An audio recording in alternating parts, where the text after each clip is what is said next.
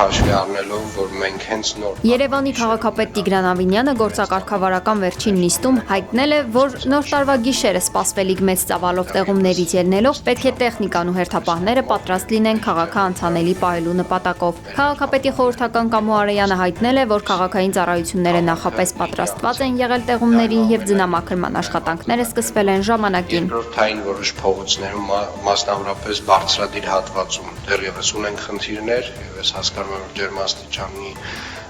կտրուկ անկման պարագայում շատ դեպքերում աղնու հավազնել չի օգնում, այնուամենայնիվ որոշակի գործողություններ արժի կարծում եմ պլանավորել դրանց հետ կապված, նամանավանդ, որ մենք ունենք դեռևս կրկին սպասվող տեղումներ, որովհետև եթե հիմա նույնիսկ նրանք անցանելի են ունենք մեր կասառույց եւ որպեսզի թույլ չտանք այդ շերտը ավելանա, պետք է համապատասխան միջոցներ ձեռնարկենք։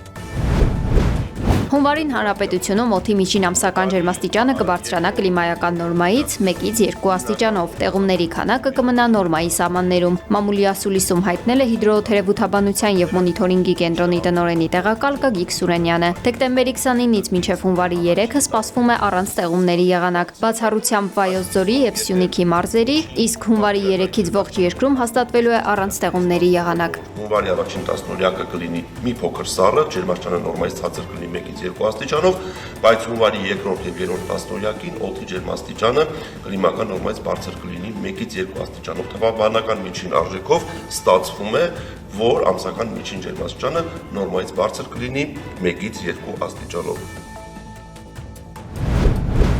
Երևանում որոշ թաղամասեր շարունակում են մնալ հոսանքազրկված նախօրեին Էրեբունի վարչական շրջանում ենթակայանի հրդեհվելու պատճառով։ Բազմաթիվ հասցեներում արդեն 24 ժամից ավելի լույս չկա, որոշ բնակարաններ զրկվել են նաև ջեռուցումից։ Հայաստանի էլեկտրական ցանցերից տեղեկացրել են, որ էլեկտրաէներգիայի մատակարարումը հնարավոր կլինի վերականգնել մինչև այսօր 22:00-ն։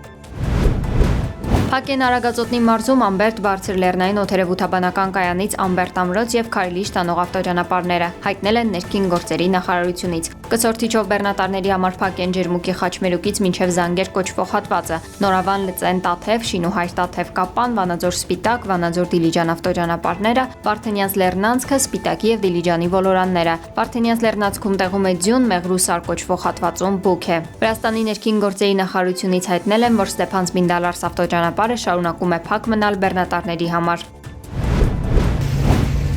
Շիրակի փողոցում Տոյոտայի եւ Միցուբիշիի բախման հետևանքով 4 մարդ է վիրավորվել, որոնցից մեկը հղի կին է։ Ինչպես հայտնել է ֆոտոլրագրող Գագիկ Շամշյանը, նրանց տեղափոխել են բժշկական կենտրոններ։ Վարորդները ենթարկվել են սթափության փորձաքննության, եղել են սթափ, վթարի հանգամանքները պարզվում են։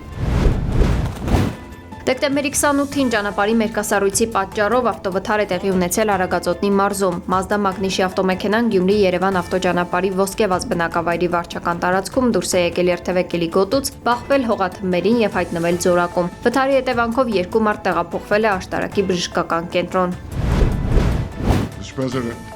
Այսօր Ֆլորիդայում կհանդիպեն ԱՄՆ նախագահ Դոնալդ Թրամփն ու Իսրայելի վարչապետ Բենյամին Նեթանյահուն։ Նախորդին Իսրայելի վարչապետը հայտարարել էր, որ կարող է Թրամփին խնդրել հավանություն տալ Գազայի հատվածում եւս մեկ ռազմական գործողության անցկացմանը։ Նեթանյահուն կարող է հասնել լրացուցիչ ռազմական գործողության համաձայնության մինչև հրադադարի ռեժիմի հետագա առաջխաղացմանն անցնելը։ Միջազգային լրատվամիջոցների փոխանցմամբ Իսրայելի վարչապետի մոտեցումը ենթադրում է նաեւ պայմանավորվածություն ձեռք բերել Իրանի եւ Լիբանանի նկատմամբ անվտանգության երաշխիքների վերաբերյալ։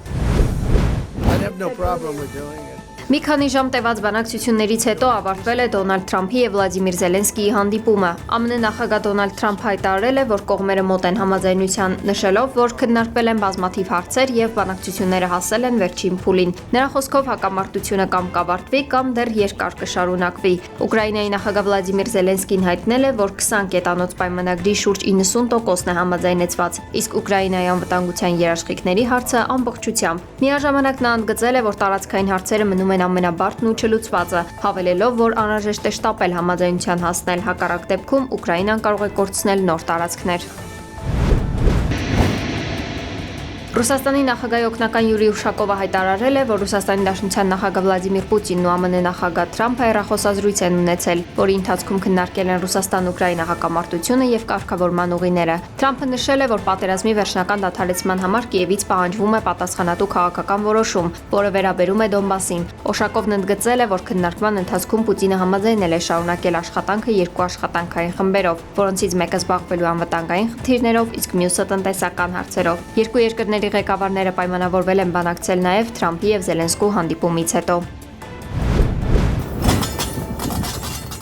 Մեքսիկայի Օախակա շրջանում գնացքը ռելսերից դուրս է ընկել, ինչի պատճառով զոհվել է ավելի քան 13 մարդ, գրեթե 100-ը վիրավորվել։ Մեքսիկական ծոցի եւ Խաղաղ օվկիանոսի միջև ընթացող գնացքում եղել է 241 ուղևոր եւ անձնակազմի 9 անդամ։ Գնացքը ռելսերից դուրս է եկել Նիզանդա քաղաքի մոտ գտնվող շրջադարձի ժամանակ։